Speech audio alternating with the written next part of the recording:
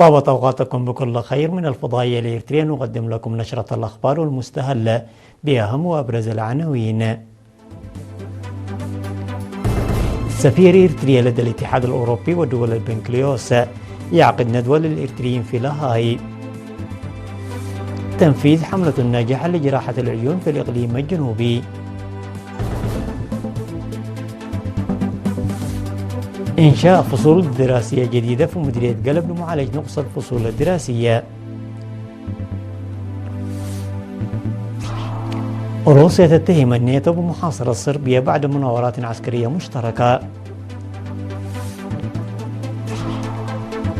الجزائر ونيجيريا والنيجر تعتمد الخطة النهائية لمشروع أنبوب غاز.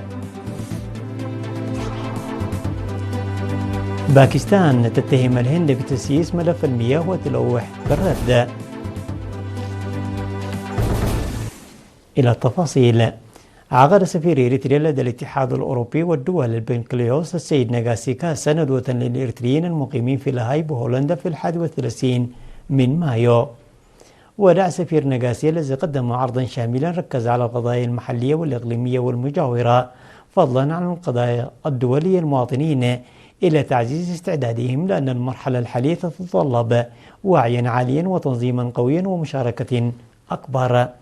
وقال أن إريتريا تعمل على ضمان استقرارها الداخلي وتنفيذ برامجها التنموية، وفي الوقت نفسه أنها تؤمن بالمبادئ وتقدم مساهمتها لضمان السلام والاستقرار الإقليميين. وشرح مسؤول الشؤون القنصلية السيد كبراب تولي الخدمات القنصلية والجهود المبذولة لتحسين كفاءتها. وأشاد مسؤول الشؤون العامة والمجتمعية السيد إسحاق مناسي بمشاركة الإريتريين المقيمين في هولندا في البرامج الوطنية، وشدد على ضرورة العمل الجاد لتسريع مشاريع المدارس الداخلية. وفي الختام تعهد المشاركون بتعزيز صفوفهم ومواصلة المساهمة كعادتهم.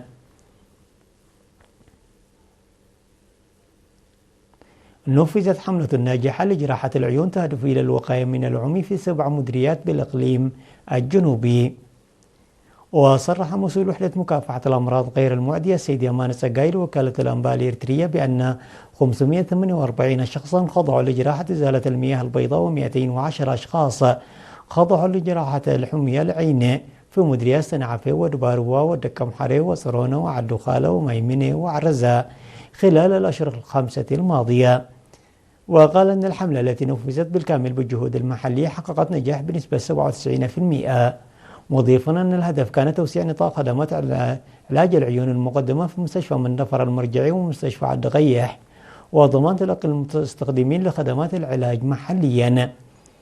وأوضح أن وزارة الصحة قد جلبت أحدث المعدات ووظفت الموارد البشرية اللازمة لتقديم الخدمات الطبية بكفاءة وفاعلية من جهة، ووفرت الأدوية والمرافق الكافية من ناحية أخرى، مما مكن المرضى من أن يتلقوا العلاج اللازم فور وصولهم. وأضاف أن معدل الإصابة بالتراكم انخفض إلى أدنى مستوياته، وارتفعت نسبة تغطية جراحة التراكم من 18% إلى 87% بفضل الحملات وبرامج العلاج التي نفذت في جميع أنحاء الإقليم خلال السنوات ال7 الماضية. وأوضح السيد يماني أن أمراض العيون وخاصة أعتام عدسة العين والتراكم والالتهاب الملتحمة يمكن علاجها بسهولة، لكنها قد تسبب العمي إذا لم تعالج بشكل صحيح. حسن أي مواطن يعاني من ضعف البصر بأن يخضع للفحص من قبل متخصصين، وأولئك الذين أجروا جراحة على اتباع النصائح والأدوية في وصفها الطبيب. أكد مدير مديرية قلب السيد عثمان آدم أن المؤسسات التعليمية التي يجرى تشييدها حاليا بمشاركة واسعة من السكان وبالتعاون مع الجهات الحكومية من المتوقع أن تساهم بصورة كبيرة في تلبية الطلب المتزايد على الخدمات التعليمية وتحسين ظروف التعليم. وأوضح أن الجهود الجارية تهدف إلى معالجة مشكلة الاكتظاظ التي أثرت على خلال السنوات الماضية على عملية التعليم والتعلم، مشيرا إلى أن العمل يتواصل لبناء مدارس جديدة وإضافة فصول دراسية في عدد من المناطق بالتعاون بين المجتمع المحلي والحكومة. وأضاف أن مدرسة تبلانغ التي أرقيت هذا العام إلى المرحلة المتوسطة شهدت إنشاء 10 فصول دراسية جديدة. كما تم تشييد مدارس ابتدائية في إدارة ضاحية إباب، فيما يجري العمل على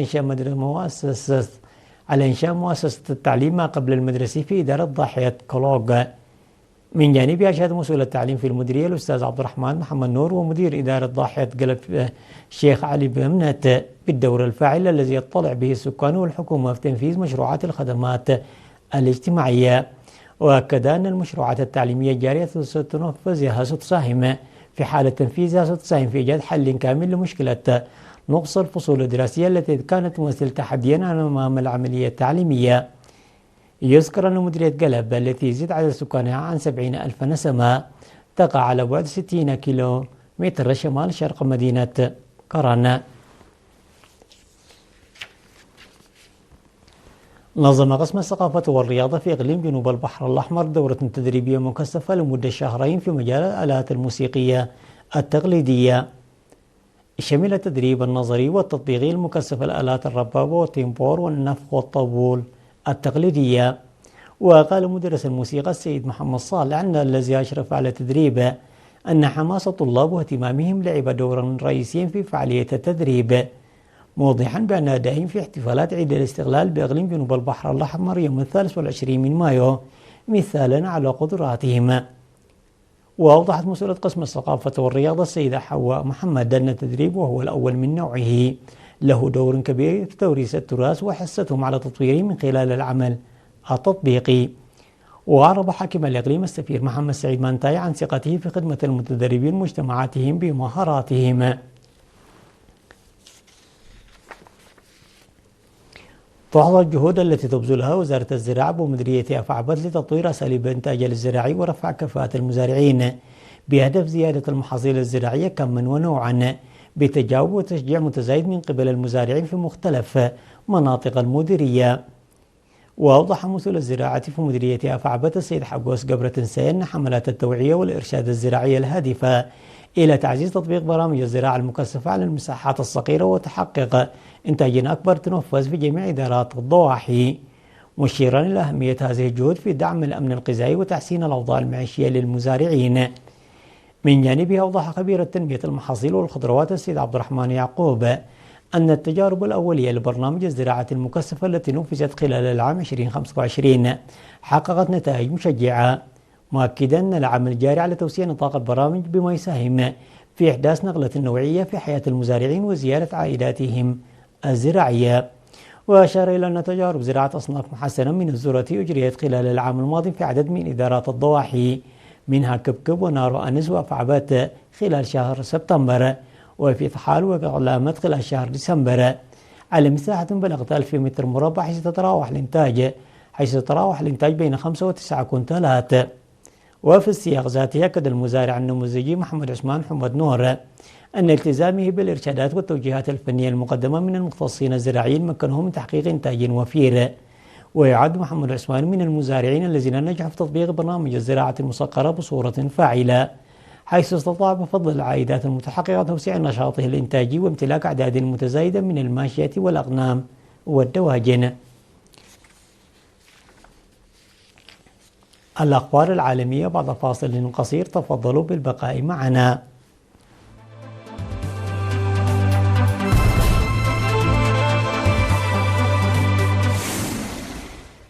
اتهمت روسيا حلف شمال الأطلسي الناتو بتطبيق الخناق على صربيا كالأفعى العاصرة، مستشهدة بمناورات عسكرية مشتركة تجرى هناك كدليل على محاولة إخضاع البلاد. وتقول صربيا أن مناورات الذئب البلاتينية السنوية التي بدأت في الأول من يونيو بدعم من القيادة الأوروبية الأمريكية تهدف إلى تبادل أفضل الممارسات وتعزيز الكفاءة والتفاهم المتبادل بين الدول المشاركة والتي تضم 8 دول أعضاء في الناتو. وقالت المتحدثة باسم وزارة الخارجية الروسية ماريا زاخاروفا أن الناتو يريد السيطرة على البلقان وانتزاع صربيا من روسيا. وتربط روسيا علاقات تاريخية متينة مع صربيا التي تعرضت لحملات قصف من قبل الناتو خلال حرب كوزوفو في العام 1999. اعتمدت الجزائر ونيجيريا والنيجر رسميا الخطة النهائية لتنفيذ مشروع أنبوب الغاز العابر للصحراء والذي يمتد من نيجيريا إلى الجزائر مرورا بالنيجر. فيما أعلنت الجزائر إطلاق إشغال الشطر الجزائري من المشروع بمناسبة الاجتماع الوزاري الخامس لمشروع الأنبوب المنعقد في الجزائر. وأعلن بالمناسبة عن بدء الجزائر في تنفيذ الشطر الجزائري من خط الأنابيب، ويخص هذا الشطر لنقل كميات الغاز الطبيعي القادمة من نيجيريا عبر النيجر نحو الجزائر تمهيدا لتوجيهها إلى الأسواق الإقليمية والدولية. كما أكد الوزراء الثلاثة التزام دولهم بمواصلة العمل المشترك والتنسيق الوثيق من أجل إنجاح هذا المشروع الهيكلي.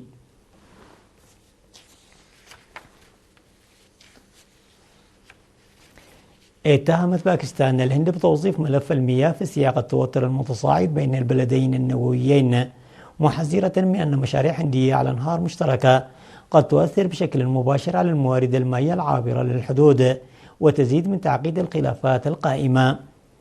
وأفادت إسلام آباد بأن مشروعين تنوي الهند تنفيذهم على نهر جناب أحد روافد منظومة نهر السند قد يشكلان تجاوز لاتفاقية تقاسم المياه الموقعة في العام 1960، مشيرة إلى أن تنفيذ هذه المشاريع يتم ضمن تنسيق مسبق مع الجانب الباكستاني، مما يثير مخاوف من استخدام الملف المائي كأداة ضغط في النزاع القائم.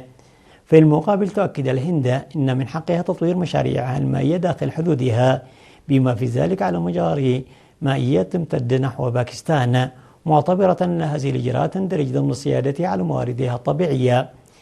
وقال المتحدث باسم الخارجية الباكستانية أن غياب التشاور بشأن المشروعين يمثل تهديدا مباشرا لاتفاقية مياه السند، محذرا من أن أي تغيير في تدفق المياه قد ينعكس سلبا على الأمن الغذائي والاقتصادي والاستقرار الإقليمي.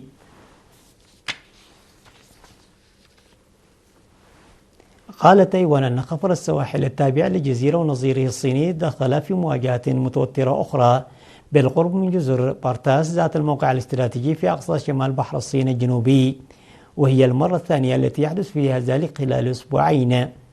وتقع جزر بارتاس الخاضعة لسيطرة تايوان بين جنوب الجزيرة وهونغ كونغ تقريبا، وتبتعد أكثر من 400 كيلومتر عن تايوان. وقال خفر السواحل التايواني أنه رصد صباح سفينة تابعة لخفر السواحل الصيني، والتي اقتحمت بعد ذلك مناطق المياه المحظورة حول جزر بارتاس متجاهلة تعزيرات سفينة تايوانية. وأضاف خفر السواحل أن السفينتين لا تزالان في حالة مواجهة، ويتبادل الطاقمان الكلام الحاد. وكانت آخر مرة حدث فيها ذلك قبل نحو أسبوعين، وعندها قادرة السفينة الصينية في نهاية المطاف. عناوين النشرة مرة أخرى.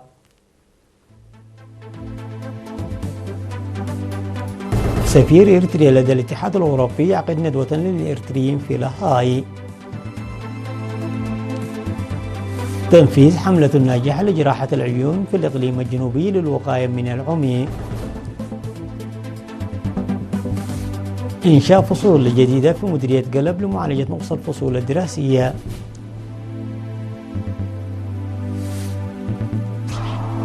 روسيا تتهم الناتو بمحاصرة صربيا بعد مناورات عسكرية مشتركة. الجزائر ونيجيريا والنيجر تعتمد الخطة النهائية لمشروع أنبوب غاز.